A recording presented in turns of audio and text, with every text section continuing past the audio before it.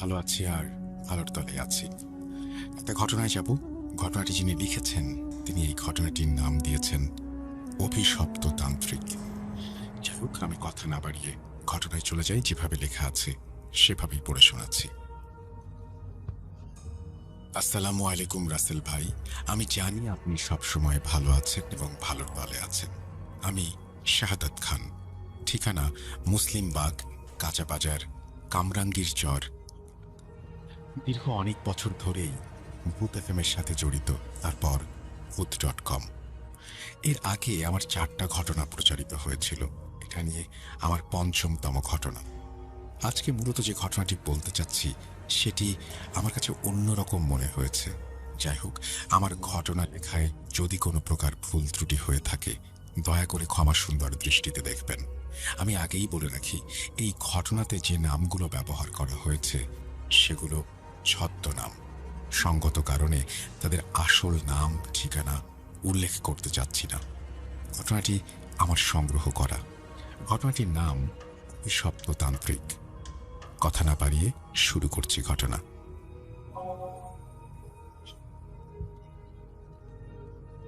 আষাঢ়ের শেষ দিক, শহর থেকে প্রায় 30 কিলোমিটার দূরে, যেখানে পিচ রাস্তা শেষ হয়ে গিয়ে মেঠো পথ শুরু হয়েছে, সেখানেই সুশান্তদের আদি বাড়ি। সুশান্ত পেশায় একজন সাংবাদিক, শহরে থাকে, কিন্তু পৈতৃক ভিটেমাটির প্রতি তার টান বরাবরই প্রবল। এই বছর বর্ষার শেষে সে তার স্ত্রী প্রিয়াঙ্কা আর ছোট মেয়ে রূপাকে নিয়ে গ্রামের বাড়ি এসেছে। কয়েকটা দিন শান্তিতে কাটাবে, সে কারণেই। সেদিন ছিল বৃহস্পতিবার। আকাশটা মেঘলা, বাতাস শান্ত। যদিও বর্ষা বিদায় নিয়েছে, তবুও প্রকৃতিতে একটা ভেজা ভেজা নিস্তব্ধতা। উঠোনের কোণে বিশাল আম গাছটা, যার ডালে ডালে সুশান্তর শৈশব মিশে আছে, সেটা যেন আরো গম্ভীর হয়ে দাঁড়িয়ে আছে। দুপুরবেলা খাওয়া দাওয়ার পর সুশান্ত বারান্দায় এসি চেয়ারে বসে পুরনো একটা বই চোখ বোলাচ্ছিল। তার চোখ মুখে একটা স্বস্তির ছাপ। শহর থেকে দূরে এই নীরবতা, এই মাটির গন্ধ তাকে অন্য এক শান্তি দেয়। প্রিয়াঙ্কা রান্নাঘরের কাজ সারছিল, আর 5 বছরের রূপা ফোনে তীরের মগ দিয়ে জল ছিটিয়ে খেলা করছিল। হঠাৎই দুপুর গড়িয়ে বিকেল যখন নামছে, তখন গ্রামের পোস্টম্যান রামপদ এসে হাজির। রামপদ বছর 50-এর এক সরল মানুষ। সুশান্তকে দেখেই তার পুরনো দিনের বন্ধুর মতো হেসে উঠল।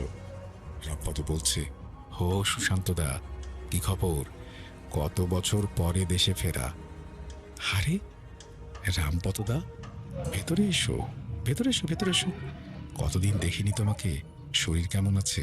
শরীর আর চলে দাদা, বর্ষার পর শরীরটা ম্যাচ ম্যাচ করছে। এই পথ চলতে চলতে বয়সটাও তো কম হলো না। তোমার হাতে একটা চিঠি ছিল, তাই ভাবলাম একবার দেখা করে যাই। রামপদ চিঠিটা সুশান্তর হাতে দিল। শহরের অফিসের জরুরি চিঠি। সুশান্ত সেটাই চোখ বোলাতে শুরু করলো। প্রিয়াঙ্কা এক গ্লাস জল নিয়ে এলো। জল খেয়ে নিন রামপতদা। আর চা খাবেন? বৌমা, চা খাবো না, কাজ আছে। আসলে সুশান্তদা, একটা কথা বলার জন্য এলাম। তোমরা শহরে থাকো, তাই এই গাঁয়ের খবর হয়তো পাও না। সুশান্ত চিঠি থেকে চোখ তুলে রামপদর দিকে তাকাল। তার মুখ দেখে মনে হলো রামপদ কোনো অপ্রিয় কথা বলতে চাইছে। কি হয়েছে রামপদদা? কোনো সমস্যা? সমস্যা মানে, গ্রামের অবস্থাটা ভালো না সুশান্তদা। গত 6-7 মাস ধরে কেমন যেন একটা ভয় ভয় পরিবেশ। কিসের ভয়? চুরি ডাকাতি?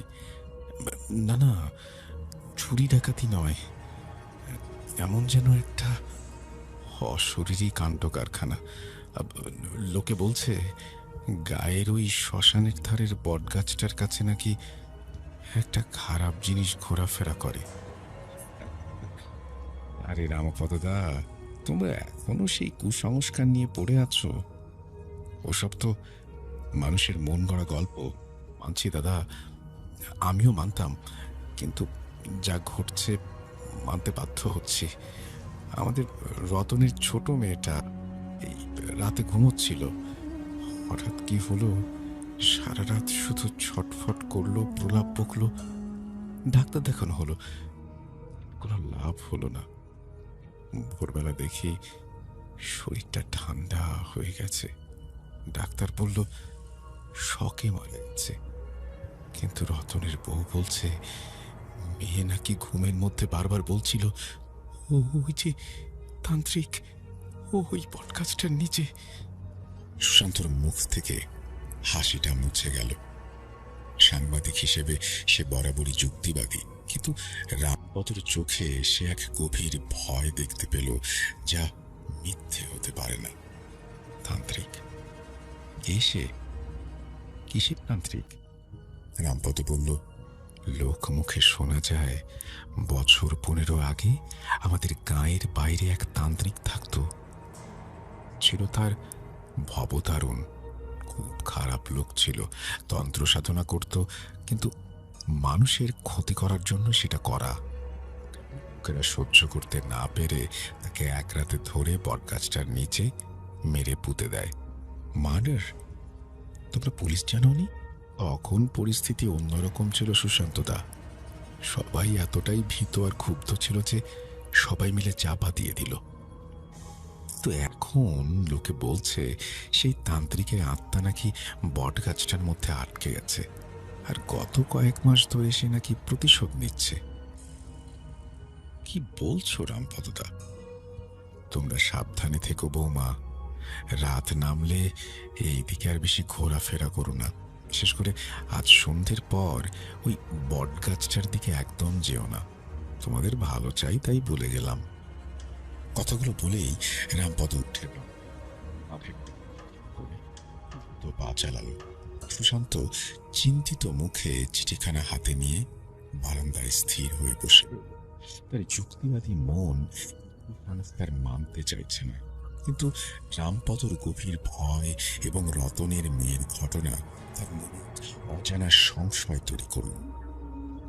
সূর্য তখন দিগন্তে উঠছে, আকাশ জুড়ে কমলা আর লালের মিশ্রণ। গ্রামের সন্ধে খুব তাড়াতাড়ি।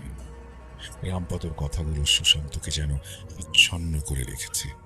সে ঘরে এসে দেখল প্রিয়াঙ্কা রূপাকে ঘরের মধ্যে এসে সুশান্ত বলল, প্রিয়াঙ্কা, রামপদদা যা বলল। শুনলাম তো, আমার গা কাঁটা দিচ্ছে। তুমি রামপদদাকে একদম উড়িয়ে দিও না। গ্রামে এই ধরনের ব্যাপারগুলো। আমি উড়িয়ে দিচ্ছি না, কিন্তু তান্ত্রিকের আত্মা, প্রতিশোধ কি আধুনিক যুগে কেউ বিশ্বাস করে বা সাজে? আমার মনে হয় এর পেছনে অন্য কোনো কারণ আছে, হয়তো মানসিক রোগ বা উন্মাদনা। সাংবাদিক হিসেবে আমার কাজ হলো আসল সত্যটা খুঁজে বের করা। সুশান্ত, তুমি কি এখন গ্রামে এসে রহস্য উদ্ঘাটন শুরু করবে? তোমার কি মনে হয় তোমার এই ছুটিতে এটাই করা উচিত? জানি, কিন্তু ব্যাপারটা আমাকে আকর্ষণ করছে। একটা খুন, তারপরে এই আতঙ্ক। যাই হোক, তুমি চিন্তা করো না, আমি ওদিকে যাব না। কাল সকালে গ্রামের প্রবীণ কারোর সাথে কথা বলে দেখব ভবতারণ তান্ত্রিকের বিষয়টা কি ছিল। হঠাৎ রূপা তার খেলনা নিয়ে বারান্দার দিকে দৌড় দিল। বাবা, ওই যে আমার প্রচুর পড়ে গেছে, আমি এটা নিয়ে দেবো। রূপা বলল। সুশান্ত বলল, না রূপা, সন্ধে হয়ে গেছে, এখন বারান্দায় যেও না, আমি আনছি। তো বারান্দায় গিয়ে পুতুলটা হাতে নিল। চারপাশ তখন বেশ অন্ধকার হয়ে এসেছে। গাছের পাতার ফাঁক দিয়ে কেবল আবছা আলো আসছে। সুশান্তর চোখ গেল উঠোনের কোণে, যেখানে তাদের বাড়ির সীমানা শেষ হয়েছে। সেখান থেকে কিছুটা দূরেই শ্মশান আর সেই অভিশাপের বটগাছটা। বটগাছটা অন্ধকারে এক দানবের মতো দাঁড়িয়ে আছে, যার বিশাল শাখা প্রশাখা যেন আকাশকে গ্রাস করতে চাইছে। সুশান্তর মনে হলো আজ রাতের বটগাছটার নিস্তব্ধতা অন্য দিনের চেয়ে অনেক বেশি ভারী। সে পুতুল নিয়ে ঘরে ফিরে এলো। দরজা বন্ধ করতে করতে বলল, রূপা, আর বাইরে একদম না, রাতে এখন আমরা সবাই ভেতরে থাকবো। প্রিয়াঙ্কা সুশান্তর হাত ধরে বলল, আমার কেন যেন খুব ভয় লাগছে। চলো কাল সকালেই ফিরে যাই। এই আবহাওয়াটা একদম ভালো লাগছে না। আরে ভয় পেও না, আমি তো আছি। আর তাছাড়া রামপদদা যা বলল সেটাও তো লোকমুখে শোনা কথা, তুমি অযথা চিন্তা করো না। কিন্তু সুশান্তর গলাতেও এক ধরনের ছিল। সে নিজেই বুঝতে পারছিল পরিবেশটা স্বাভাবিক নয়। রাত তখন প্রায় 12টা। গ্রামের রাস্তা জনশূন্য, চারপাশ নিস্তব্ধ। সুশান্তর ঘরে সবাই ঘুমিয়ে পড়েছে, কিন্তু সুশান্তর চোখে ঘুম নেই। রামপদর বলা কথাগুলো তার কানে প্রতিধ্বনিত হচ্ছে। সে বিছানায় এপাশ ওপাশ করছে। সুশান্ত ধীরে ধীরে উঠে বসল। বাইরে একটা চাপা নিস্তব্ধতা যা কানকে ব্যথা দিচ্ছে। সে ঘর থেকে বেরিয়ে বারান্দায়, চাঁদ নেই, আকাশ ভর্তি কালো মেঘ। আবছা অন্ধকারে বাড়ির উঠোনটাকেও অচেনা লাগছে। ঠিক তখনই নিস্তব্ধতা ভেঙে একটা চাপা গোগানির মতো শব্দ এলো। শব্দটা বটগাছের দিক থেকে আসছে। সুশান্তর বুকের ভেতরটা ধড়াস করে উঠল। সে নিজেকে বোঝানোর চেষ্টা করলো ওটা হয়তো কোনো শেয়াল বা অন্য কোনো পশুর ডাক, কিন্তু শব্দটা কোনো পশুর ডাকের মতো ছিল না। এটা ছিল মানুষের কণ্ঠস্বর, যা কোনো গভীর কষ্টে বা যন্ত্রণায় কাতরাচ্ছে। সে সাবধানে এগিয়ে বারান্দার রেলিং ধরল, অন্ধকারের দিকে চোখ রাখল। বটগাছটা যেখানে, সেখানে যেন আরো বেশি অন্ধকার। শব্দটা এবার এলো আরো স্পষ্ট হয়ে, যেন কেউ মাটির তলা থেকে উঠে আসার চেষ্টা করছে এবং শ্বাস নিতে পারছে না। সুশান্তর হাত পা ঠান্ডা হয়ে আসছে। তার যুক্তিবাদী মন এখন আর কাজ করছে না। সে স্পষ্ট বুঝতে পারল এই শব্দ স্বাভাবিক নয়। এই শব্দে এক ধরনের আদিম ভয় মিশে আছে। সে যখন দাঁড়িয়ে গভীর মনোযোগ দিয়ে শব্দটা শোনার চেষ্টা করছে, তখন হঠাৎ বটগাছের দিক থেকে শব্দ ভেসে আসলো, যেন কোনো ভারী জিনিস মাটিতে সজোরে আছড়ে পড়ল। এরপর সবকিছু চুপ, স্তব্ধ। সুশান্তর শির দ্বারা দিয়ে একটা ঠান্ডা স্রোত নেমে গেল। সে দ্রুত পায়ে ঘরে ফিরে এলো। প্রিয়াঙ্কা ঘুম ভেঙে উঠে বসেছে, চোখে ভয়, জিজ্ঞাসা। কিসের শব্দ হলো? বাইরে কি হচ্ছে সুশান্ত? কিছু না, তুমি ঘুমো। কাঠফাট পড়েছে। না, ওটা কি কাঠের শব্দ? ওটা তো মনে হলো কেউ যেন দরজা ঠেলে, আর তার আগে একটা গোগানির শব্দ হচ্ছিল। সুশান্ত প্রিয়াঙ্কার হাত ধরল। সে প্রিয়াঙ্কাকে মিথ্যা আশ্বাস দিতে চাইল না, কারণ সে নিজেও জানে শব্দগুলো কতটা অস্বাভাবিক ছিল। তুমি চিন্তা করো না, আমি লাইট জ্বালাচ্ছি। আমরা এখন জেগে থাকবো। যদি কিছু হয় আমি দেখব। কেউ যদি কিছু করার চেষ্টা করে আমি পুলিশকে ফোন করব, কিন্তু তুমি শান্ত হও। সে টেবিল ল্যাম্পটা জ্বালল। ঘরের ভেতরে ছড়িয়ে পড়ল, কিন্তু সেই আলো যেন বাইরের গভীর অন্ধকারকে দূর করতে পারল না। সুশান্তর মনে একটা কথা বারবার ঘুরতে লাগলো, কেউ যেন মাটির তলা থেকে উঠে আসার চেষ্টা করছে। এই সেই অভিশপ্ত তান্ত্রিক ভবতারণ, যার আত্মা প্রতিশোধ নিতে চাইছে। যদি তাই হয়, তবে এই ঘটনা মানুষের হাতে সৃষ্টি হলেও এর পরিণতি এক অতি প্রাকৃত ভয়ের দিকে। সুশান্ত প্রতিজ্ঞা করল কাল সকালেই তাকে ভবতারণের অতীত, তার মৃত্যু এবং বটগাছের পেছনের সত্যটা উন্মোচন। এখন শুধু তার নিজের শান্তি নয়, তার পরিবারও এক অজানা বিপদের মুখে। ওর হলো সুশান্তদের বাড়িতে রাত জাগার ক্লান্তি আর চাপা আতঙ্ক যেন দিনের আলোকেও ম্লান করে দিয়েছে। সুশান্তর চোখ মুখে বিনিদ্র রাতের ছাপ স্পষ্ট। বাইরে তখনও কুয়াশার মতো হালকা ধোঁয়াশা। প্রিয়াঙ্কা রূপাকে ঘুম থেকে তুললেও তার চোখ মুখে এক ধরনের ভয়। রূপা স্বাভাবিকভাবেই খেলছে, তার বাবা মার অস্বাভাবিক নিস্তব্ধতা সেও টের পাচ্ছে। সুশান্ত রান্নাঘরে গিয়ে প্রিয়াঙ্কার হাত ধরল। তোমার কি মনে হচ্ছে ফিরে যাব? সুশান্ত জিজ্ঞেস করল। প্রিয়াঙ্কা চা বানাতে বানাতে বলল, কালকে রাতে যা শুনলাম তারপরও তুমি জানতে চাইছো? তুমি তো সাংবাদিক, তোমার তো যুক্তিতে বিশ্বাসী হওয়া উচিত। কিন্তু কালকের শব্দগুলো কোনো যুক্তির মান ছিল না সুশান্ত। আমার মনে হচ্ছে ওই বটগাছটা সত্যি অভিশাপগ্রস্ত। হ্যাঁ, মানছি শব্দগুলো অস্বাভাবিক ছিল, কিন্তু পালিয়ে যাওয়াটা কোনো সমাধান নয়। আর যদি সত্যি ওটা ভূত প্রেত মানি, তবুও জানতে চাইব কেন। কেবল গত 6 মাস ধরে এই ঘটনাগুলো ঘটছে। ভবতারণ তো 15 বছর আগে মারা গেছে। এখন তোমার জীবন বাজি রেখে উত্তর খোঁজার দরকার নেই। শোনো, আমি শুধু গ্রামের মুরব্বীদের সাথে কথা বলবো, ওই বট গাছের কাছে যাব না। শুধু জানবো সেই রাতে ঠিক কি ঘটেছিল আর তারপর কিসের জন্য এই আতঙ্ক ছড়ালো। প্লিজ আমাকে একবার চেষ্টা করতে দাও। প্রিয়াঙ্কা কিছুক্ষণ চুপ করে রইল, তারপর দীর্ঘশ্বাস ফেলল। ঠিক আছে, কিন্তু প্রতিজ্ঞা করো তুমি বিকেল হওয়ার আগেই ফিরে আসবে আর রূপাকে চোখে চোখে রাখবে। সুশান্ত মাথা ঝাঁকালো, প্রস্তুত হলো। নিল একটি ছোট ক্যামেরা আর তার নোটবুক। তার সাংবাদিক সত্তা এই রহস্যকে এড়িয়ে যেতে পারল না। সুশান্ত হেঁটে গ্রামের মাঝখানে এলো। পুরনো মাটির বাড়িগুলো, গোবরে লেপা উঠোন, সবকিছু যেন স্বাভাবিক, কিন্তু মানুষের চোখ মুখে সে এক চাপা ভয় ছায়া দেখতে পেল। সবাই যেন কথা বলতে চাইছে, কিন্তু ভয় পাচ্ছে। সুশান্ত গেল গ্রামের সবচেয়ে প্রবীণ মানুষ মকরন্দ। মকরন্দ প্রায় 70 ছুঁই ছুঁই পুজো হয়ে উঠোনে বসে ফুঁকো খাচ্ছিল। সুশান্তকে দেখে মকরন্দ মাথা ঝাঁকালেন। মকরন্দ কাকা, আমি সুশান্ত, অনেকদিন পর এলাম। শান্ত কিন্তু ভাঙা গলায় তিনি বললেন, চিনতে পেরেছি বাবা, তোমার বাবার মতো তোমারও ভিটে মাটির টান আছে।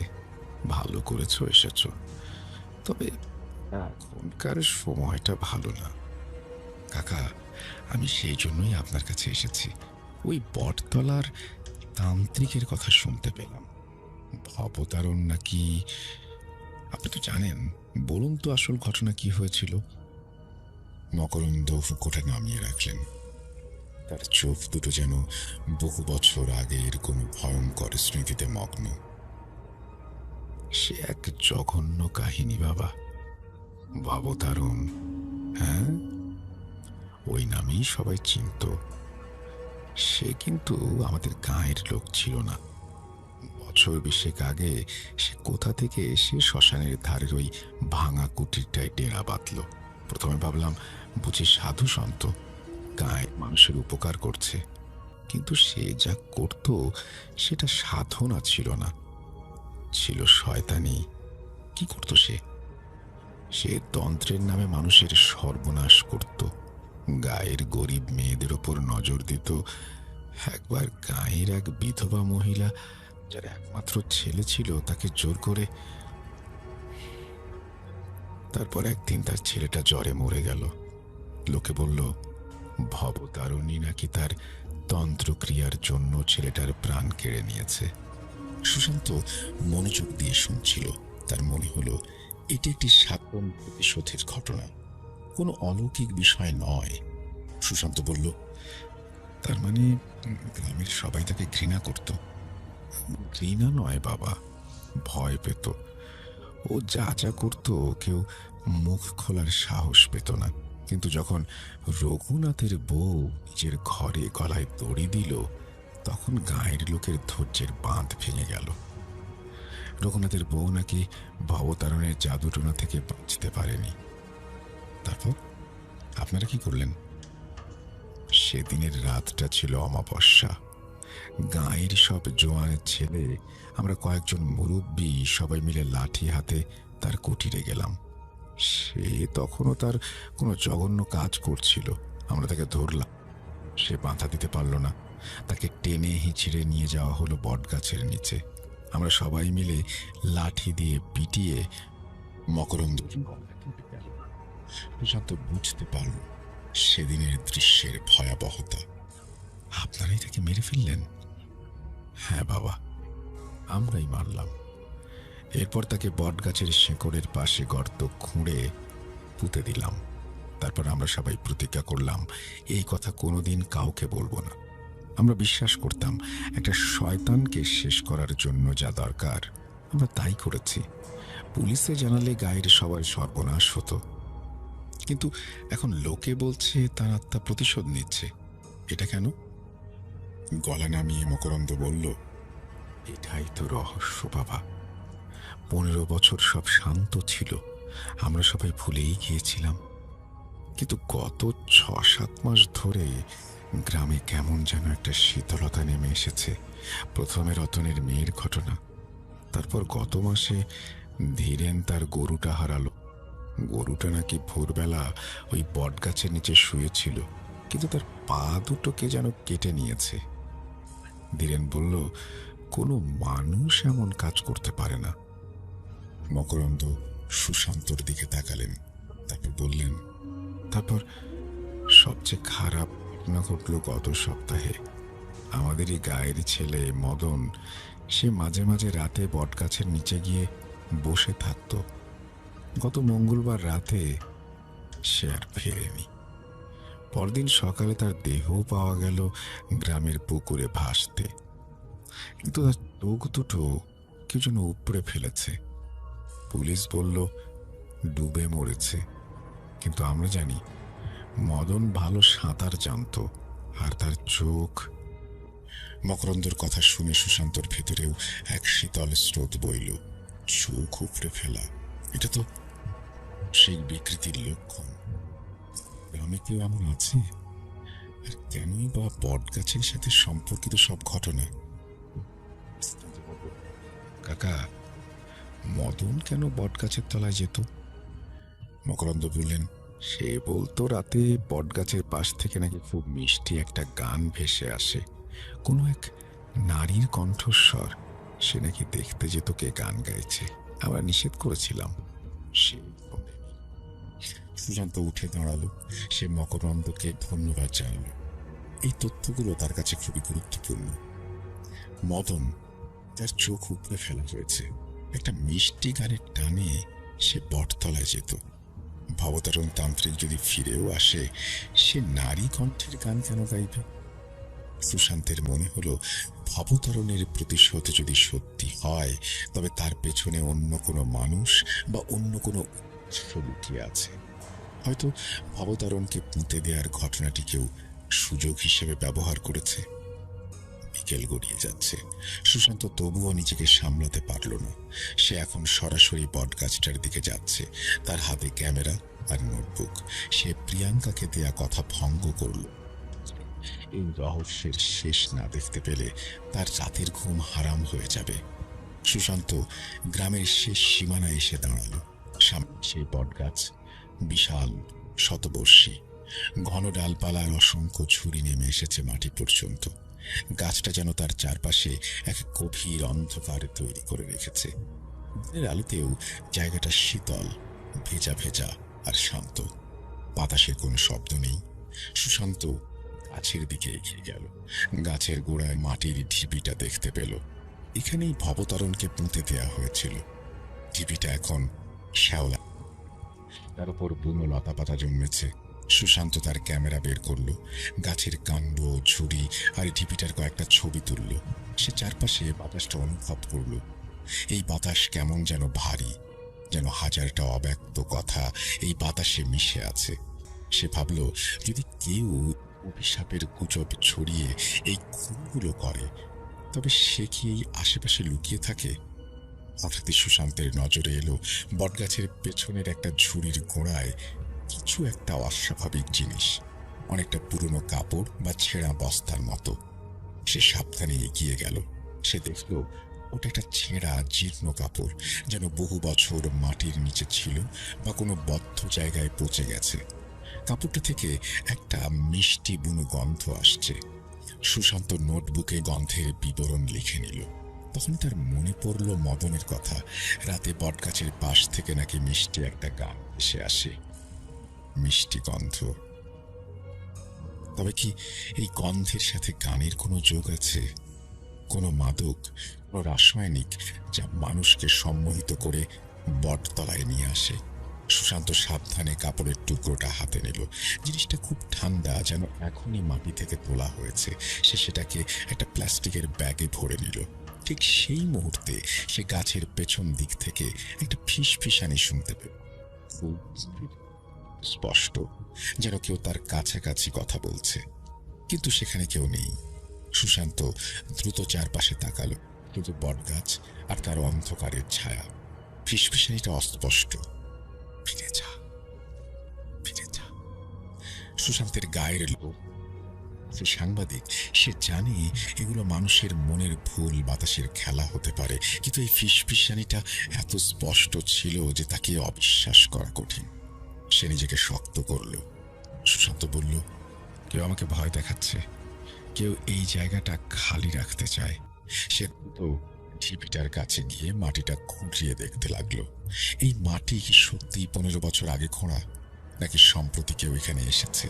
সুশান্ত দেখলো ঢিবির একটা কোণে মাটিটা একটু আলগা, যেন কেউ সম্প্রতি অল্প কিছু মাটি সরিয়ে আবার ঢেকে দিয়েছে। সুশান্তের গায়ে কাঁটা দিয়ে উঠল। সেই মাটিটা সরাতেই তার হাতে কিছু একটা শক্ত জিনিস ঠেকলো। সে সাবধানে জায়গাটা আরো খুঁড়ল। বেরিয়ে এলো একটি ধাতব পাত্রের ভাঙা অংশ। এই পাত্রের বিশেষত্ব হলো এর গায়ে কিছু অদ্ভুত চিহ্ন আঁকা, তন্ত্র সাধনার প্রতীক, যা সুশান্ত আগে দেখেনি। সুশান্ত পাত্রের ভাঙা অংশটা হাতে নিল। সঙ্গে সঙ্গে তার মনে হলো চারপাশের তাপমাত্রা যেন হঠাৎ করে আরো কয়েক ডিগ্রি কমে গেল। তার হাত পা হিম হয়ে গেল। ঠিক সেই সময় গাছের ওপরের একটা ডাল যেন বিকট শব্দে মট করে ভেঙে গেল এবং গাছ থেকে একটা তীব্র বুনো গন্ধ ছুটে এলো, যা তার আগের মিষ্টি গন্ধের ঠিক বিপরীত। এটা পচা মাংস বা বহুদিনের জমে থাকা বিষাক্ত কোনো কিছুর গন্ধ। সুশান্ত দ্রুত সেখান থেকে সরে এলো। এবার সে নিশ্চিত এখানে যা ঘটছে তার পেছনে শুধু কুসংস্কার নয়, বরং কেউ ইচ্ছে করে এই ভয়ের আবহ তৈরি করছে। কিন্তু এই ঠান্ডা, এই ফিসফিসানি এবং এই গন্ধ, এগুলো কি শুধুই মানুষের কারসাজি? সুশান্ত যখন ঘরে ফেরে তখন সন্ধ্যা। প্রিয়াঙ্কা চিন্তিত মুখে দরজায় দাঁড়িয়ে আছে। সে জিজ্ঞেস করে, কোথায় ছিলে তুমি? আমার জান বেরিয়ে যাচ্ছিল। আর কি এই গন্ধ তোমার শরীর থেকে আসছে?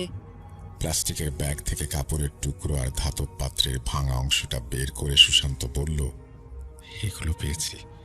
আর আমি নিশ্চিত ভবতারণের কবরটা কেউ খুঁড়েছে। কি বলছো তুমি? তুমি কি জীবন বিপন্ন করতে চাইছো? না, কিন্তু এইটা দেখো। কাপড়ের টুকরোটা দেখায়। এটা মিষ্টি গন্ধ ছড়াচ্ছিল। মকরন্দ কাকা বললেন মদন নাকি মিষ্টি গানের টানে বটগাছ তলায় যেত।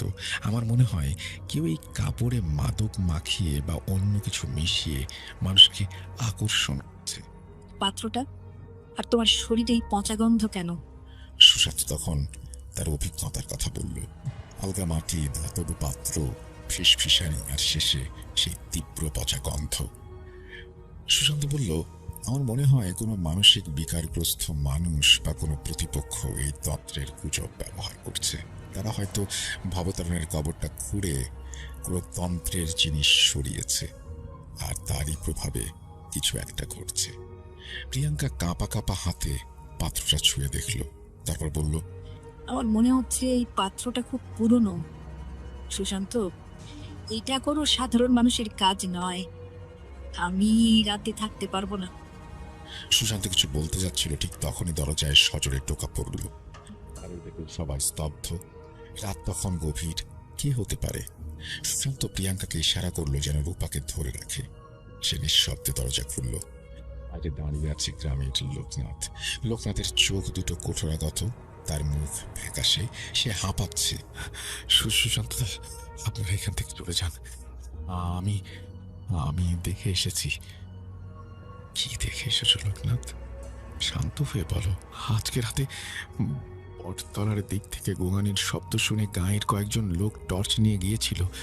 আমরা কিছু দেখতে পাইনি, কিন্তু আমরা যখন ফিরে আসছিলাম তখন আমি হঠাৎ করে বটগাছের দিকে তাকালাম। শরীর কাঁপতে শুরু করলো। তার চোখের ভয়টা যেন সুশান্তের ভেতরেও সংক্রমিত হলো। গাছের ডালে একটা ঝুড়িতে ঝুলে আছে আমাদের গাঁয়েরই ছেলে রতনের ভাইপো গণেশ। ঝুলে আছে মানে? সে আত্মহত্যা করেছে? না, আত্মহত্যা নয়। তার দেহটা বটগাছের ডাল থেকে ঝুলেছিল, কিন্তু তার মুখটা পেছনের দিকে ঘোরানো। লোকনাথ চোখ বন্ধ করে এবার হাওমাও করে কেঁপে উঠল। কেউ তাকে খুন করে ঝুলিয়ে দিয়েছে। তার চোখ দুটো মদনের মতো উপড়ে ফেলা হয়েছে। বটগাছটা আবার কাউকে কেড়ে নিল। ভবতারণ, সে ফিরে এসেছে। সুশান্তর হাত থেকে ধাতব পাত্রের টুকরোটা সশব্দে মাটিতে পড়ে গেল। এইবার সে আর নিজেকে বোঝাতে পারল না। এটা কোনো সাধারণ মানুষের কাজ নয়। এই রকম নৃশংসতা, এই অভিশাপের শেকড় কেউ ভবতারণকে আবার জাগিয়ে তুলেছে, বা তার নামে এই সমস্ত নৃশংসতা ঘটিয়ে একটা চরম ভয়ের আবহ তৈরি করছে। সুশান্ত তার সাংবাদিকদের ভূমিকা থেকে সরে এসে একজন ভীত মানুষে পরিণত হলো। তার পরিবার এখন ঘোর বিপদে। সুশান্ত বলল, লোকনাথ, পুলিশকে খবর দিয়েছ? হ্যাঁ, দিয়েছি, কিন্তু তার আগে আপনি যান। এই রাতটা এখানে থাকবেন না, কাল সকালে ফিরবেন। ভবতারণের শিকারের তালিকায় কে আছে কেউ জানে না। সুশান্ত দরজা বন্ধ করল। প্রিয়াঙ্কা সব শুনে পাথরের মতো দাঁড়িয়েছিল। কাপা স্বরে সে বলল, আর নয় সুশান্ত, এখনই এখনই বেরোবো আমরা। সুশান্ত রূপার দিকে তাকালো।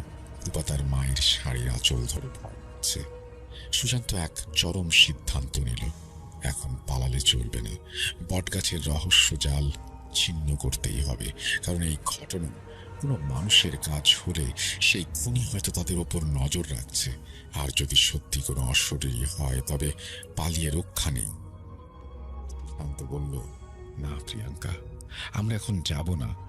আমি পুলিশকে ফোন করছি, আর আমি এটাও নিশ্চিত করব আগামীকাল যেন শহরের একজন ভালো ফরেন্সিক বিশেষজ্ঞ এখানে আসেন। আমি কাল সকালে বটগাছতলা থেকে মাটি পরীক্ষা করব। কেউ হয়তো তন্ত্রের নামে কোনো রাসায়নিক বা বিষক্রিয়া করছে। এই রহস্যের শেষ দেখব আমি।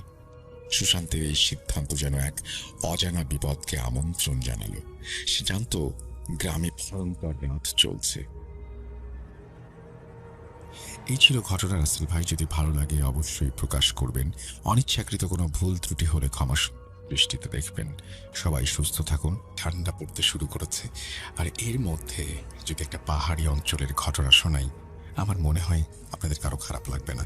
এই শীতের সময় আমরা বিভিন্ন জায়গায় ঘুরতে যাই, এবং আমি অনেকবার গিয়েছি। আপনাদের মধ্যে যারা শুনছেন তারাও নিশ্চয়ই অনেকবার গিয়েছেন দার্জিলিংয়ে। আজকে দার্জিলিংয়ের একটা ঘটনা শোনাবো আপনাদের। চলুন কথা না বাড়িয়ে শুরু করা যাক।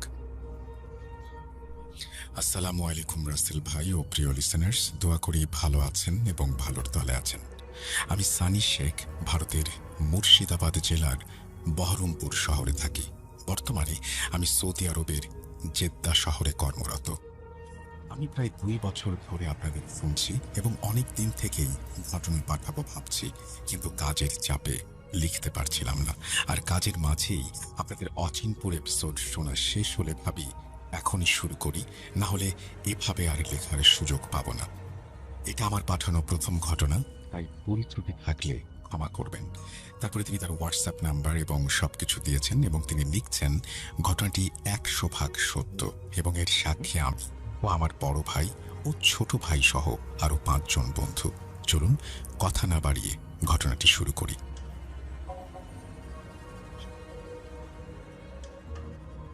করোনার জন্য অনেকদিন ঘুরতে কোথাও যাওয়া হচ্ছিল না, তাই লকডাউন শেষ হতেই ভাইদের সহ আরো 5 জন বন্ধু মিলে প্ল্যান করলাম দার্জিলিং ঘুরতে যাব বাইক নিয়ে।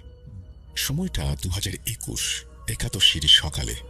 সবাই মিলে বেরিয়ে পড়লাম সকালে। প্রায় যখন বিকেল 5টা, তখন আমরা দার্জিলিংয়ের ম্যালে পৌঁছালাম। এখন বাকি হোটেল খোঁজা, কিন্তু যেহেতু পুজোর একাদশী, তাই দার্জিলিংয়ে পা রাখার জায়গা নেই, হোটেল তো দূরের কথা। যারা পুজোর সময় দার্জিলিংয়ে গিয়েছেন তারা বুঝবেন। বড় ভাই আমাদের টিমের লিডার ছিলেন, তাই উনি চিন্তিত হয়ে তার এক বন্ধুকে ফোন করলেন যে দার্জিলিং একটা হোটেলে কাজ করত, এবং জানালো এই সময় হঠাৎ রুম পাওয়া খুবই অসুবিধাজনক। তাই সে কিছুক্ষণ সময় নিল। কিছুক্ষণ পরে বন্ধুটি ফোন করে বলল, একটা হোটেল আছে যেখানে 2টা রুম পাওয়া যাবে, তবে তা ম্যাল টাউন থেকে দূরে এবং পাহাড়ের একদম। হোটেলের নাম, যাই হোক, আমি হোটেলের নামটা বলছি না। আমরা সবাই রাজি দেখে বড় ভাইও রাজি হয়ে গেলেন। লোকেশন পেয়ে আমরা সব বাইক নিয়ে চললাম সেদিকে। বড় ভাই সবার ডকুমেন্টস নিয়ে হোটেলে চেক ইন করলো। আমরা দোতলাতে 2টা রুম পেলাম। 8 জন মানুষ, 4 জন 4 জন করে থাকতে হবে। তবে রিসিপশনিস্ট আমাদের জানিয়ে দিলেন তার বাড়ি পাশেই, তাই সে রাতে চলে যাবার সময় হোটেল লক করে চলে যায় বাইরে থেকে, আবার 3টায় চলে আসে। একজন সিকিউরিটি থাকে ভেতরে, কোনো দরকার হলে তাকে জানাতে হবে। আর একটা বিষয় জানালেন যে এই হোটেলে 3 তলায় ওঠা নামা একদম মানা। ওপর তলায় প্রায় 8 বছর আগে একটা খুন হয়েছিল। তারপর থেকে 1 বছর বন্ধ থাকে এই হোটেলটি, কিন্তু কিছুদিন হলো চালু হয়েছে। কিন্তু 3 তলা এখনো বন্ধ, কারণ কিছুদিন আগে একটা কাপল ছিল ওখানে, কিন্তু তারা 12টার পর হঠাৎ করে ভয় পেতে শুরু করে। পরের দিন তাদেরকে রুমে অজ্ঞান অবস্থায় পাওয়া যায় এবং তাদের কাছ থেকে জানা যায় যে তারা অনেক খারাপ কিছুর উপস্থিতি টের পেয়েছে। এসব শুনে আমাদের সবার মুখ ফুকিয়ে যায়। তবে যেহেতু রুম পাচ্ছিলাম না, তাই রাজি হয়ে থাকতে আমরা আমাদের লাগেজগুলো রুমে নিয়ে যাবার সময় হোটেলটার মেঝে দেখলাম পুরো কাঠের তৈরি এবং খুব সুন্দর করে পালিশ করা, এবং পুরনো যুগের অনেক নারী মূর্তি সাদা রঙের, এবং সিঁড়িতে উঠতে উঠতে একটা চিতাবাঘের মাথার মমি দেয়ালে আটকানো। তবে 2 তলায় উঠে তখন 3 তলার কথা ভেবে আমাদের গা কাঁটা দিয়ে উঠছিল। এরপর সবাই নিজেদের রুমে গিয়ে ফ্রেশ হয়ে ডিনারের জন্য বেরিয়ে পড়লাম মেলে। তারপর ডিনার শেষ করে সবাই ফিরে এসে বড় ভাইদের রুমে গল্প করতে শুরু করলাম। রাত প্রায় 9:30। এতক্ষণ কোনো সমস্যা ছিল না। এবার শুরু হলো আসল ঘটনা। আমাদের গল্পের মাঝে হঠাৎ সাজিদ বলে উঠল, কিরণদা, মানে আমার বড় ভাই, আমার তো মনে হচ্ছে না এখানে কোনো ভুতুরে ব্যাপার আছে। ম্যানেজার আমাদের অযথা ভুলভাল গল্প শোনালো। আর যদি ভূত থেকেই থাকে তাহলে চলো একটা গেম হয়ে যাক। বাজি লাগবে, 3 তলা থেকে ঘুরে আসবো। আমি আর সোহেল আর সিটু যদি পারি তাহলে কালকে বাইকের তেল আর রুমের খরচ তোমাদের।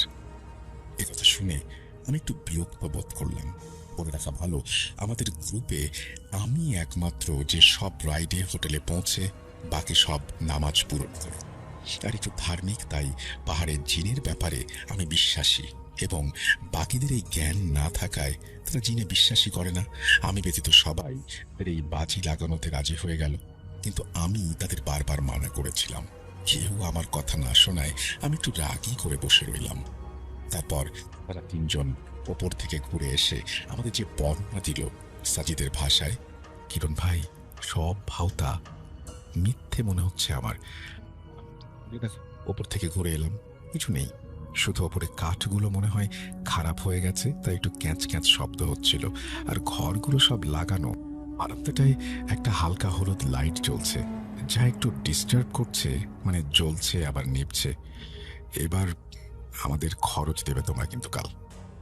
তারপর আরো কিছুক্ষণ গল্প করে সবাই নিজেদের রুমে ঘুমাতে চলে গেল। আমি রোজ রাতে দোয়া পড়ে এবং সূরা বাকারা পড়ে তারপর ঘুমাই। আমার ঠান্ডার জন্য আমি লেপ নিয়ে ঘুমাচ্ছিলাম। প্রায় রাত 2:30টায় হঠাৎ আমার বন্ধু ওয়াসিম রুমের লাইট জ্বালিয়ে দিল, এবং আমি আর রিয়াজ বিরক্ত হয়ে উঠে বসলাম। বললাম, কি হলো এত রাতে লাইট জ্বালিয়েছিস কেন? ওয়াসিম বলল, সানি ভাই, আমি একটা ছায়া দেখতে পেলাম, মনে হচ্ছে আমাদের বেডের চারপাশে ঘুরছে। আমি বকা দিয়ে বললাম, চুপ চুপ করে ঘুমা, এত রাতে মজা করার জায়গা পাস না। ওয়াসিম লাইট বন্ধ করে। আমরা সবাই ঘুমিয়ে পড়ি। হঠাৎ কিছুক্ষণ পরে মনে হচ্ছে পায়ের দিক থেকে কেউ লেপ টেনে নিচ্ছে। আমি গুরুত্ব না দিয়ে খুব ভালো করে লেপটা জড়িয়ে ঘুমালাম। এরপর হঠাৎ আবারও লেপটা কেউ টানছে মনে হচ্ছে। আমি খুব রেগে গিয়ে ওয়াসিম আর রিয়াজকে বললাম, ঘুমোতে দে ভাই, বিরক্ত করিস না, মজা করার সময় না এত রাতে। ওয়াসিম বলল, সানি ভাই, আমি তো ভাবলাম তুমি মজা করছো, আমি ভয় পেয়েছি দেখে।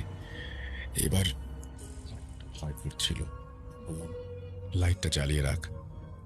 আর কিছুতেই ঘুম আসছিল না। হঠাৎ একটা শব্দ শুনতে পেলাম।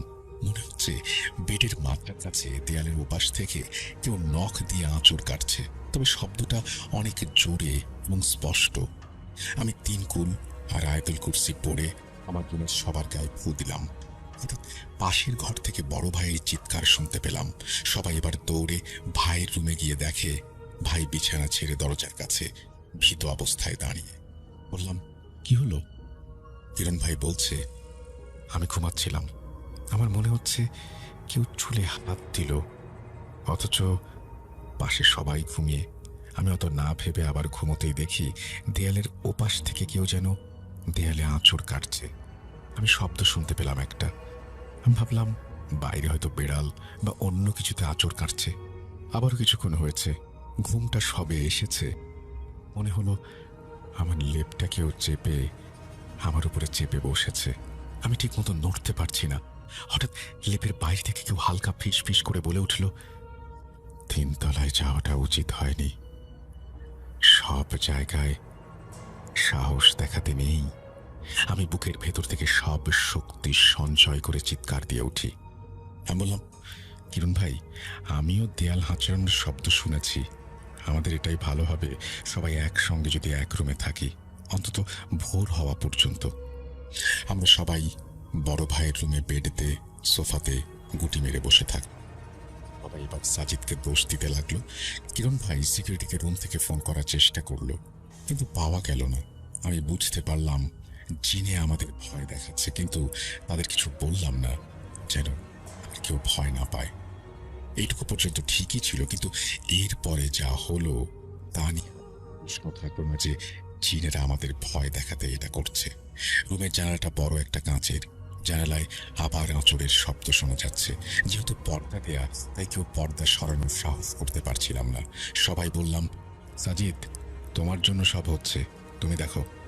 সাজিদ সাহস করে পর্দা সরাতে দেখতে পেল কিছু নেই, কিন্তু একটু পরে হঠাৎ দেখি কেউ যেন কাঁচে নিঃশ্বাস ফেলছে। বাইরে কুয়াশায় কিচ্ছু দেখা যাচ্ছে না। কুয়াশাতে হঠাৎ মনে হলো কাঁচে কেউ হাত রাখলে যেমন হয় সেরকম একটা ছাপ। সাজিদ দেখে সঙ্গে সঙ্গে পর্দা টেনে দিয়েছে। এবার কোনো উপায় না পেয়ে আমরা সবাই চিৎকার করতে শুরু করি এবং দরজাতে ধাক্কা দিতে শুরু করি, যেন এই শব্দ শুনে গার্ড চলে আসে। কিন্তু কিছুতেই কিছু হচ্ছিল না। মনে হচ্ছিল এই শব্দ কেউ যেন শুনতে পাচ্ছে না। এইভাবে আমরা চুপ করে কতক্ষণ বসেছিলাম জানি না।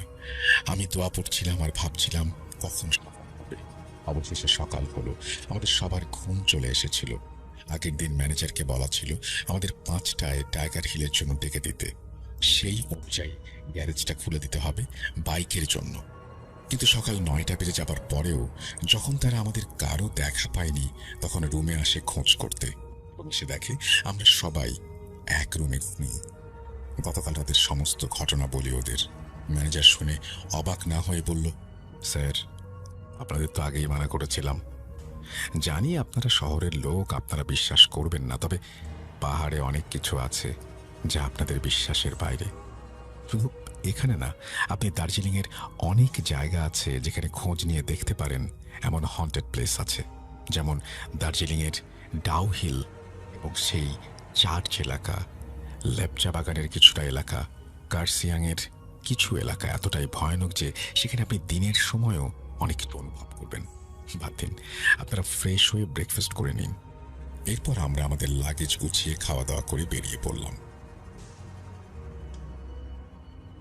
এই ঘটনাটি আমার মধ্যে এতটাই ভয়ের সঞ্চয় করেছিল যে এখনো বন্ধুদের মাঝে মাঝে বলি।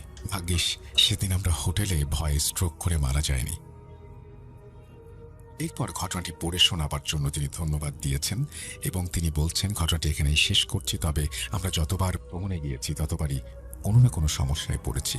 পুরুলিয়ার জঙ্গলে বা ঝাড়খণ্ড থেকে নাইট রাইডের সময় আরও কিছু ঘটনা আছে আমার সংগ্রহে।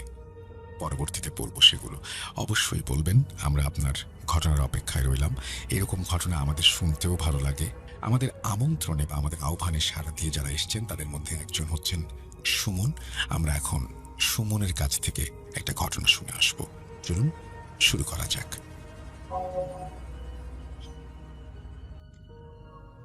আসসালামু আলাইকুম ডিয়ার রাসেল ভাই, আশা করি আপনি আল্লাহর রহমতে অনেক ভালো আছেন। আমি জানি আপনি সবসময় ভালোর দলে। আমি রূপম মেজবা, আমার বাসা নওগাঁ জেলার ধামইরহাট থানায়। আমিও আপনার প্রিমিয়াম লিসেনারদের মধ্যে একজন। আমি আজ যে ঘটনা বলবো সেটি আমার স্কুলের এক স্যারের কাছ থেকে শোনা সত্য ঘটনা। আমি কোনো কারণে স্টুডিওতে না আসতে পারায় আমি ইমেইলে ঘটনাটি শেয়ার করলাম। এর আগে আমি একটি ঘটনা শেয়ার করেছিলাম, সেটি হয়তো কোনো কারণে সিলেক্ট হয়নি, তাও আমি হাল ছাড়িনি। রাসেল ভাই, যদি ঘটনার নামে পাটি মোড়ানো লাশ দেন তাহলে অনেক ভালো লাগবে। লেখা যদি কোনো ভুল ভ্রান্তি থেকে থাকে তাহলে তা ক্ষমা সুন্দর দৃষ্টিতে দেখবেন। তো বেশি কথা না বেরিয়ে ঘটনায় যাওয়া যাক। ঘটনাটি ঘটে 1970 থেকে 1977-এর মাঝামাঝি সময়। এক গ্রামে এক হুজুর ছিল। তিনি অনেকটা বড় আলেমদের মতো বলা যায়। তিনি একদিন সকালে শহরের কাজ সেরে গ্রামে ফিরছিলেন। গ্রামে ঢোকার আগে একটি বড় নদী পড়ে, সেটি নৌকা দিয়ে পার হতে হয়। তিনি নৌকা দিয়ে পার হয়ে আসছিলেন। দুপুরের দিকে নৌকা নদীর ঘাটে এসে থামলে তিনি নৌকা ভাড়া মিটিয়ে নৌকা থেকে নেমে বাড়ির উদ্দেশ্যে হাঁটা দেন। সে সময় ছিল বর্ষার মৌসুম, তাই নদীর ধারে অনেক পানি জমাট হয়েছিল। পানি ছিল হুজুরের কোমর পর্যন্ত। তিনি সেভাবেই ভিজেই আসছিলেন। হাঁটতে হাঁটতে তার পা যেন কিসে বেঁধে গিয়েছিল, তাই তিনি সেটি পা থেকে ছাড়াতে হাত দিয়ে সেটি ছড়াতে লাগে, কিন্তু সেটি তার পা থেকে ছুটতেই চাইছে না। তিনি তখন হ্যাচকা একটা টান দেন, তখন সেখানে একটি পুরুষ মানুষের লাশ ভেসে ওঠে। আর হুজুর তখন ভয় না পেয়ে গ্রামের লোকদের ডেকে আন এবং লাশটিকে সবাই পাটিতে মুড়িয়ে ঠেলাগাড়ি করে মসজিদের সামনে নিয়ে যাওয়া হয় এবং লাশটিকে ধুয়ে কাফন পরিয়ে দাফনের জন্য খাটিয়াতে করে কবরস্থানে নিয়ে যাওয়া হয়। হুজুর তখন অজু করার জন্য সেই নদীর ঘাটে যায়। আগে বলে নেই যে নদীটি ছিল কবরস্থানের একটু সামনে। তিনি অজু শেষ করে উঠে আসার সময় তিনি কিসে যেন পায়ে আটকে যায় আর তিনি হোঁচট খেয়ে পড়ে যায়। তিনি দেখেন নৌকা চালানোর জন্য যে লাঠির প্রয়োজন হয় সেই লাঠির মাথা। হুজুর তখন সেটি টেনে আনতে গিয়ে দেখে একটি হাত লাঠিটিকে ধরে আছে। তিনি তার আশেপাশে থাকা সবাইকে ডাকতেন। সবাই আসলে কিছু লোক সেই লাঠিটিকে ধরে থাকা হাতটিকে উঠায় আর সবাই দেখে সেটি তাদের গ্রামের একজন মাঝির লাশ। তখন বলতে থাকে 2 থেকে 3 দিন আগে অনেক অনেক ঝড় আর বৃষ্টি হয়েছিল, সে কারণেই হয়তো সে দুজনের মৃত্যু হয়েছে। তারা মাঝির লাশটিও ধুয়ে কাফন পরিয়ে কবর দেওয়া হয়। মাটি দিতে সন্ধ্যা হয়ে যায়। হুজুর মাটি দিয়ে বাড়ি এসে গোসল করে নেয়। আর লিসেনারগণ, এখান থেকেই শুরু হয় আসল ঘটনা। হুজুর সাহেব খাবার খেয়ে ঘুমিয়ে পড়ে আর মাঝরাতে হুজুর সাহেব প্রকৃতির ডাকে সাড়া দিতে উঠে ঘর থেকে বের হয়। 1900 সালের দিকে তখন বাড়ির কিছু দূরে টয়লেট থাকতো, তাই তিনি ঘর থেকে বের হতে গিয়ে দেখে তার বাড়ির আঙিনায় সেই পাটিতে মোড়ানো লাশটি দাঁড়িয়ে আছে। তিনি তখন অনেক ভয় পায় আর তিনি তার স্ত্রীকে ডাক দিলে তার স্ত্রী উঠে এসে বলে, কি হয়েছে, এই মাঝরাতে ডাকছো কেন? হুজুর সাহেব বলেন, দেখো তো আঙিনায় কে যেন দাঁড়িয়ে আছে না? তার স্ত্রী বলেন, কই, কেউ নেই তো, তুমি মনে হয় ভুল দেখছ। হুজুর সাহেবও ভেবে নেয় হতে পারে তার মনের ভুল। ধীরে ধীরে তিনি পাটিতে মোড়ানো লাশ তার আশেপাশে দেখতে থাকেন। তিনি এক রাতে বাড়িতে আসতে দেরি হওয়ায় তার স্ত্রী খাবার খেয়ে ঘুমিয়ে পড়েন। তিনি বাড়িতে এসে আর কিছু না ভেবে না খেয়ে ঘুমোতে যাবেন, তখন ঘরে ঢুকে দেখেন তার বিছানার এক পাশে সেই পাটিতে মোড়ানো লাশটি বসে আছে। আর হুজুর সাহেব চোখের এক পলক ফেলতে না ফেলতেই লাশটি তার সামনে এসে দাঁড়ায়। লাশটির মাথা বাদে পুরো দেহটাই পাটি দিয়ে মোড়ানো ছিল। হুজুর সাহেবের মুখ বরাবর সেই লাশটি দাঁড়িয়েছিল। হুজুর সাহেব লাশটির বিভৎস মুখ দেখে অনেক ভয় পান আর তার পুরো শরীর ঘেমে যায়। তিনি চিৎকার করতে পারছিলেন না। একসময় হুজুর সাহেব জ্ঞান হারিয়ে ফেলে। পরের দিন সকালে তার জ্ঞান ফিরলে তিনি দেখেন তিনি বিছানায় শুয়ে আছেন এবং তার পরিবারের সকল মানুষ তার দিকে তাকিয়ে আছে। তাকে জিজ্ঞেস করা হলো তিনি কেন আঙিনায় পড়েছিলেন।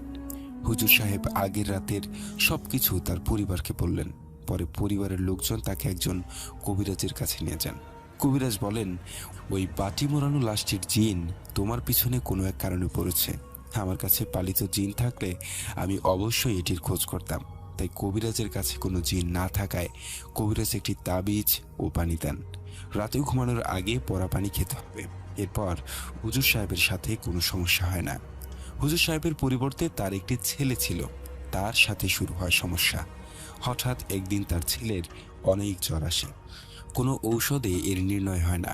একদিন হুজুরকে কোনো এক কাজে পাশের গ্রামে যেতে হয়। তিনি নদী পার হয়ে পাশের গ্রামে যান। কাজ শেষ করে বাড়ি আসার সময় এশার আজান দিয়ে দেয়। তিনি নামাজ পড়ার জন্য সেই গ্রামের মসজিদে যায়। তিনি নামাজে কাতারে দাঁড়িয়ে দেখে যে ইমামের জায়গায় কেউ নেই। কাতারে দাঁড়িয়ে থাকা লোকজন তাকে হাত দিয়ে ইশারা করে বলতেছে সামনে ইমামতি করার জন্য। তিনি ভেবেছেন হয়তো সে জোব্বা পরে আছে, তাই বলছেন। তিনি নামাজ পড়িয়ে সালাম ফিরে দোয়া করে যখন পিছনে তাকায় তখন তিনি বড় একটা ধাক্কা খায়, কারণ সেখানে কেউ ছিল না তিনি বাদে। তিনি বোঝেন তারা জিন ছিল আর মনে মনে অনেক ভয়ও পেয়েছিলেন। তিনি দ্রুত বাসায় চলে আসেন এবং এসে দেখেন পরিবারের সবাই এক জায়গায় একসাথে দাঁড়িয়েছিল। তিনি জিজ্ঞাসা করলেন কেন তারা সবাই একসাথে দাঁড়িয়েছিল। হুজুর সাহেবের স্ত্রী বলল তার ছেলের শরীর জ্বরে পুড়ে যাচ্ছিল, তাই সে জলপট্টি দেওয়ার জন্য একটু ঘরের বাইরে যায়। তারপর বাহির থেকে এসে দেখে তার ছেলে নেই। তখন হুজুর সাহেবের ছোট ভাই তার ছেলেকে ভেজা ও অজ্ঞান অবস্থায় নিয়ে আসে। আর তার ভাই বলে যে আমি পুকুর ঘাটে গোসল করছিলাম, হঠাৎ দেখি কে যেন পুকুরে ঝাঁপ দিল। ভাবলাম এমনি মনে হয় কেউ গোসল করার জন্য ঝাঁপ দিয়েছে। তখন খেয়াল করে দেখলাম এ তো সাজিদ, হুজুর সাহেবের ছেলে, আর সে পানিতে ডুবে যাচ্ছিল। আমি দ্রুত গিয়ে তাকে সেখান থেকে নিয়ে আসলাম অজ্ঞান অবস্থায়। তাকে শুয়ে দেওয়ার পর তার মাথার জলপট্টি দেওয়া হয়। সন্ধ্যার দিকে তার ঘরে হুজুর সাহেবের স্ত্রী দেখে সেই পাটি মোড়ানো লাশটি তার ছেলের পাশে দাঁড়িয়ে আছে।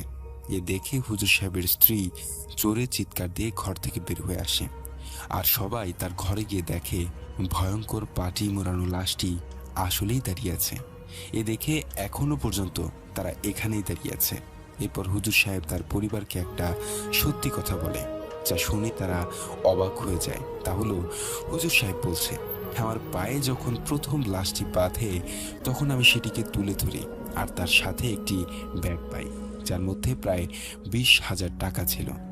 আমি লোভ সামলাতে না পেরে সেই ব্যাগটি লুকিয়ে রাখি আমার কাছে, আর এজন্যই আমাদের সাথে এরকমটা হয়েছে।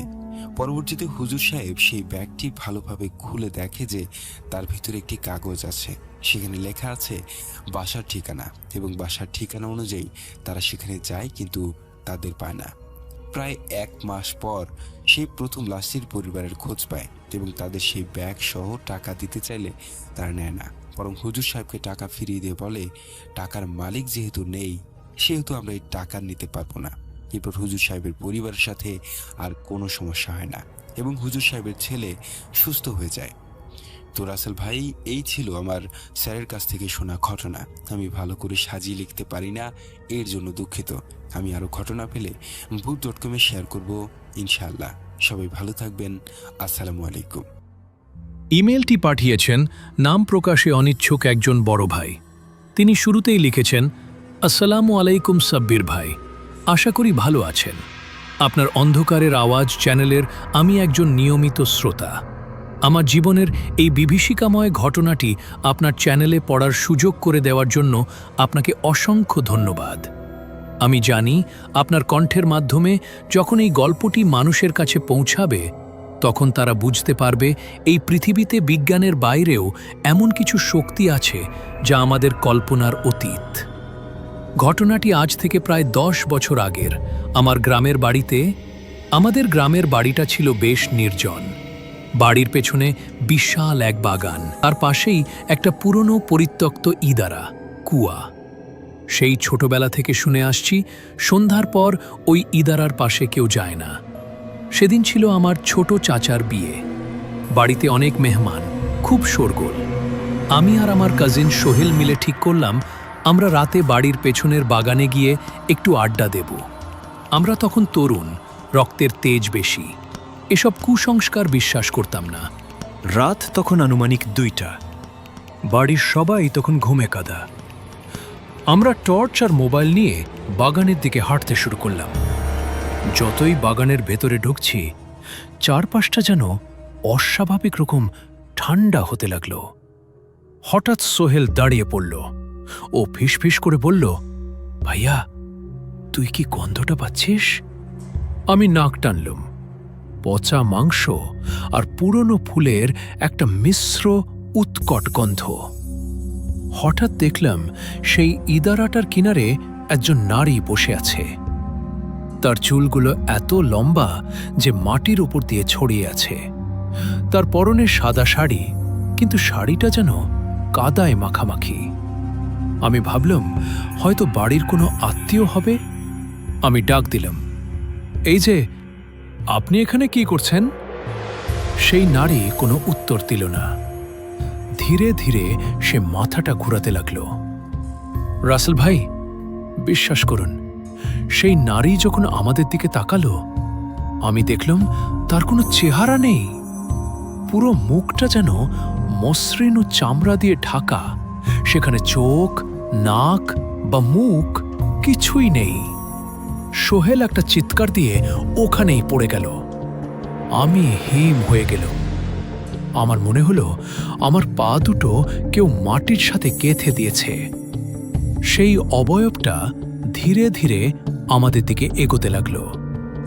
প্রতিটা পদক্ষেপে মনে হচ্ছিল হাড় মড়মড় করার শব্দ হচ্ছে। হঠাৎ সেই অবয়বটির সেই মসৃণ মুখের মাঝখানে একটা চেরা দাগ দেখা দিল। মনে হলো একটা মুখ খুবলে বেরিয়ে আসছে, আর সেই গর্ত থেকে বের হয়ে এলো একটা কণ্ঠস্বর, যা হুবহু আমার মৃত মায়ের গলার মতো। ওটা ডাকলো, আয় বাবা, আমার কাছে আয়। আমি কাঁদতে শুরু করলাম। ঠিক সেই সময় আমাদের বাড়ির পুরনো কাজের লোক কাসেম আলী একটা লণ্ঠন নিয়ে দৌড়ে এলো। ও আসতেই সেই অবয়বটা যেন হাওয়ায় মিলিয়ে গেল। কাসেম আলী আমাদের টেনে বাড়ির ভেতরে নিয়ে এলো। পরদিন সকালে আমরা জানতে পারলাম ওই ইদারাতে অনেক বছর আগে এক নারী আত্মহত্যা করেছিল। গ্রামের মানুষের বিশ্বাস সে আজও কাউকে না কাউকে নিজের কাছে টেনে নেওয়ার জন্য ওভাবেই অপেক্ষা করে। বড় ভাই লিখেছেন, সেই রাতের পর থেকে সোহেল আজও মানসিকভাবে পুরোপুরি সুস্থ হতে পারেনি। আর তিনি আজও রাতে একা ঘুমাতে পারেন না। মাঝে মধ্যে অন্ধকারের ভেতরে তিনি সেই লম্বা চুলের হাতছানি দেখতে পান। শ্রোতারা, এই ছিল আজকের ঘটনা। আমাদের চারপাশের এই অন্ধকারের ভেতরে কত কি লুকিয়ে আছে আমরা কি সব জানি? হয়তো আপনার রুমের দরজার আড়ালে কেউ একজন আপনার জন্য অপেক্ষা করছে।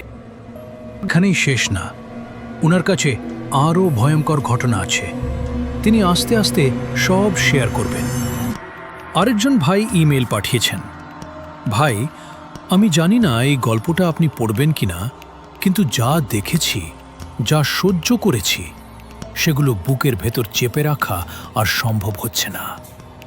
আসসালামু আলাইকুম সাব্বির ভাই, আপনার অন্ধকারের আওয়াজ চ্যানেলে আমার জীবনে দেখা সবচেয়ে ভয়ঙ্কর গ্রাম্য ঘটনাটি পড়ার সুযোগ দেওয়ার জন্য আপনাকে অসংখ্য ধন্যবাদ।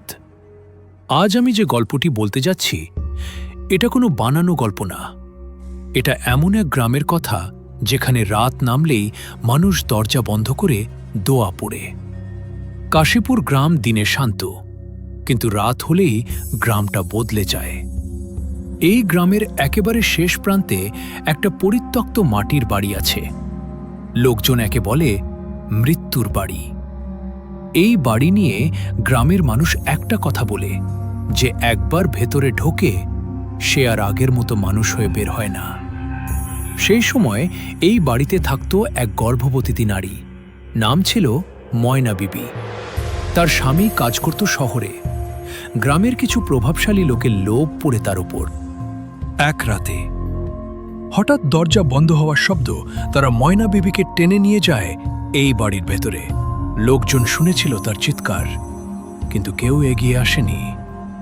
ভয়ে ধীরে ফিসফিসে মরার আগে ময়না বিবি শুধু একটা কথাই বলেছিল, আমি ফিরে আসব।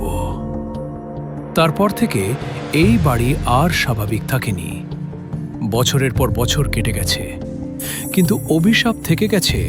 2017 সালের শীতের শেষ দিকে এই গল্প আবার নতুন করে শুরু হয়।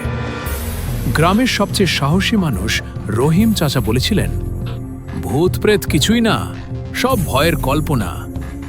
তিনি একাই সেই বাড়িতে রাত কাটাতে যান। সকালবেলা যা দেখা যায়, রহিম চাচার লাশ পড়ে আছে উঠোনে, চোখ খোলা, মুখ বিকৃত, গলায় কালো দাগ। ডাক্তার বলেছিল গলা টিপে মারা হয়েছে, কিন্তু আশ্চর্যের বিষয় কোনো মানুষের আঙুলের ছাপ ছিল না। এরপর শুরু হয় আসলো ভয়। প্রতি বৃহস্পতিবার রাত 2:17 এই বাড়ি থেকে শোনা যায় শিশুর কান্না, নারীর হাসি আর শিকলের শব্দ। গ্রামের মেয়ে লিপি একদিন পেতনিটাকে দেখে ফেলে। সাদা শাড়ি, লম্বা চুল, মুখ তুলতেই দেখা যায় চোখ নেই, শুধু কালো গর্ত। লিপি 3 দিন কথা বলেনি।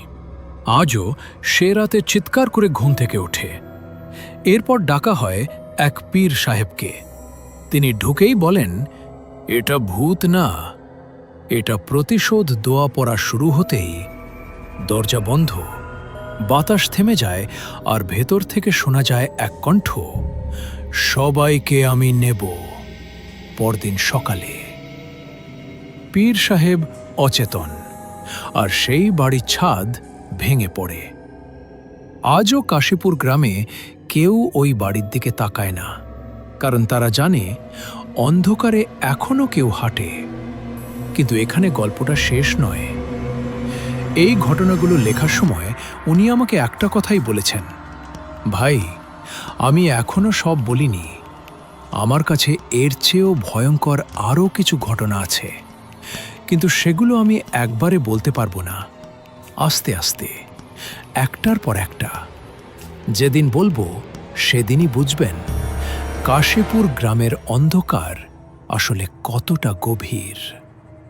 উনি নাকি এখনও সেই গ্রামের সাথে যোগাযোগ রাখেন, আর মাঝে মাঝেই রাতের বেলা পান কিছু অচেনা কল, যেখানে কেউ কথা বলে না, শুধু শোনা যায় একটা নারীর চাপা হাসি। আজকের মতো এখানেই শেষ করছি, কিন্তু মনে রাখবেন, ভয়ঙ্কর গল্প কখনো একদিনে শেষ হয় না। আপনাদের জীবনেও যদি এমন কোনো ঘটনা ঘটে থাকে যা আজও মনে পড়লে গা শিউরে ওঠে, যা বাস্তব কিন্তু অবিশ্বাস্য, তাহলে আপনিও চাইলে আমাদের সাথে আপনার নিজের অভিজ্ঞতা শেয়ার করতে পারেন। ডেসক্রিপশন বক্সে দেওয়া আছে আমাদের ইমেল।